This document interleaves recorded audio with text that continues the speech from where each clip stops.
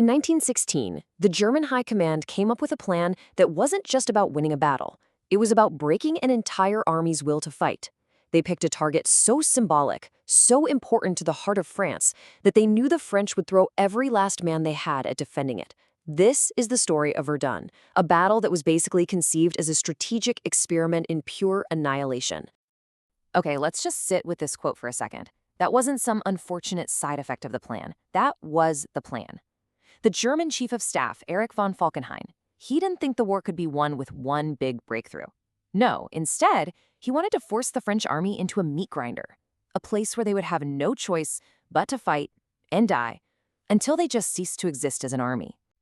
And that really gets us to the core concept of this whole thing, attrition.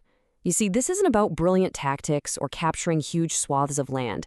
It's a grim, brutal kind of math. The goal is just to kill the enemy faster than they can replace their soldiers, to grind them down until there's literally nothing left. And Verdun, well, it would become the ultimate, horrifying symbol of that strategy. So how do you actually force an entire army into a kill box? Well, the German logic was kind of diabolical in its simplicity. They weren't going to attack a weak spot. They were going to attack a strong one. They chose the fortress city of Verdun, a place just so steeped in French history and pride that they knew they were absolutely certain France would never, ever let it fall. The French army would be drawn in by honor and then systematically destroyed by a massive concentration of German heavy artillery just waiting for them on the hills all around. Now, what's so wild about this is how it really shows the unique cruelty of the whole Verdun plan. I mean, a typical offensive was about capturing ground, right? You'd send waves of infantry to take a ridge or a town. But at Verdun, the primary objective wasn't ground, it was bodies.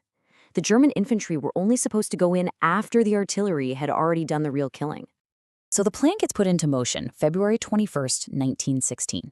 It didn't start with a whistle or a charge. It started with a sound that they said you could hear over 100 miles away. It was the sound of one of the most intense artillery bombardments in all of human history. Just try to wrap your head around that. 1 million shells in 10 hours. Those German guns just pulverized the French front lines, turning entire forests into splinters and trenches into dust. This wasn't just softening them up. This was an attempt to literally erase the French defenders from the face of the earth before a single German soldier even stepped forward. And at first, the plan worked with terrifying efficiency.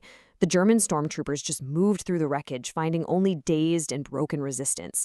In just a few days, they shattered 2 French lines of defense and were bearing down on the absolute linchpin of the entire fortress system. And then, well, the unthinkable happened. Fort Douaumont. This was it, the biggest, most modern fort at Verdun, a monster of concrete and steel that was considered absolutely impregnable. It was the very symbol of French strength. And it fell. But here's the most unbelievable part of the story. It wasn't taken in some massive assault. A small German patrol, just looking for shelter from their own artillery, found a way inside and discovered the fort was practically empty. In a huge, monumental blunder, the French High Command had decided forts were obsolete, so they'd stripped its garrison down to just a handful of guys doing maintenance. A fortress that should have held out for months fell in a matter of minutes. The fall of Douaumont sent an absolute shockwave through France. I mean, real panic set in. But it also triggered this ferocious response. A new commander, General Philippe Pétain, was rushed to Verdun with one single crystal-clear order: hold at all costs. And Pétain's response was incredibly swift and methodical. He brought order back to the chaos, he rearmed the forts, but his most brilliant move was the Noria system. Think of it like a water wheel that's constantly cycling buckets of water. Pétain did that with his soldiers. Instead of leaving divisions at the front to be completely wiped out, he'd rotate them in for a short, brutal tour of duty and then rotate them out. This was a stroke of genius. It meant that while almost the entire French army would experience the hell of Verdun, the army itself wouldn't break. It was the perfect countermove to the German plan. As the battle just raged on and on, this one phrase from General Robert Nivelle, it became this immortal rallying cry. It means, "You will not let them pass, my comrades," but it became famously known simply as, "They shall not pass." It was so much more than a slogan. It was a promise. It just perfectly captured the desperate, stubborn will of a nation that was fighting for its very soul on those shattered hills. And with that unbreakable resolve, the battle just ascended into its most horrific phase. Germany's cold, calculated plan to bleed France white had now become this chaotic, two-way slaughterhouse. The meat grinder of Verdun was now fully operational. For 10 solid months, the fighting never stopped. It was a relentless, grinding horror that stretched all the way from February to December. Day and night, the shells fell, the attacks came, and men died in a landscape that had been turned into a muddy, crater-filled moonscape. If you want to understand the sheer futility of it all, you just have to look at the story of one little village, Fleury. It was completely obliterated, literally wiped off the map. And yet, for 2 months, French and German soldiers fought and died over this one patch of rubble, capturing and recapturing it 16 times. It's the perfect symbol of the meat grinder. Gain nothing, lose everything. So just look at this chart. The German plan was to inflict 5 French casualties for every 2 of their own. That was the goal. But the reality? It was nearly 1-to-1. Germany wasn't leading France white, they were bleeding each other white. The battle had become this self-sustaining vortex of destruction for both sides, a strategic failure of absolutely catastrophic proportions. So, after 10 months, with both armies just exhausted and bled dry, how did it all finally end? And what did this absolute nightmare of a battle end up meaning for the world? Well, the beginning of the end for the German effort at Verdun was actually another huge battle, the Somme.